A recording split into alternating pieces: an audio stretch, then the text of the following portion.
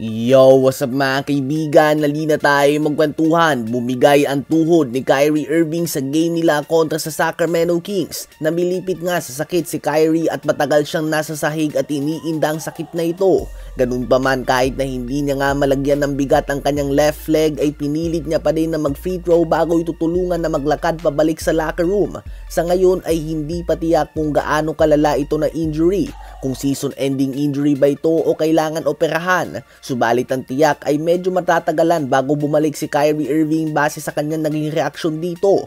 Definitely hindi maganda ang timing nito para sa Dallas Mavericks. Nakikipaglaban nga sila para sa playoff spot. At ngayon nga ay nasa 9th or 10th seed na sila. Wala pa si Anthony Davis, Derek Lively, Daniel Gafford, Caleb Martin at iba pa dahil sa mga injuries. At ngayon ay si Kyrie Irving naman ang tinamaan ng injury mga kaibigan. Mukhang minamalas nga talaga ang Mavs sa mga injuries ngayong season at ayon nga sa iba ay karma daw ito sa GM nila na si Nico Harrison.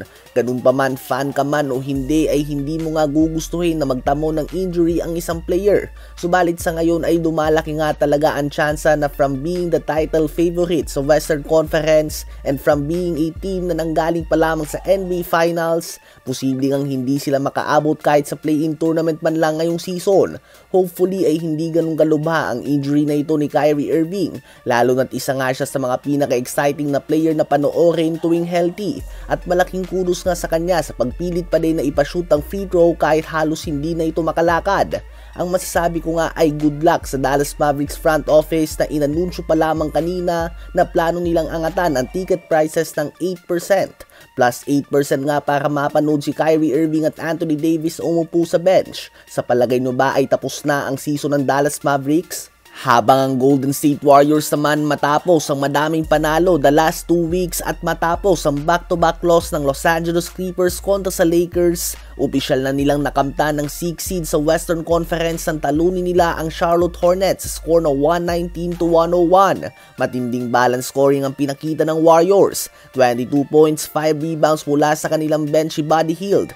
21 points, 10 assists din si Stephen Curry.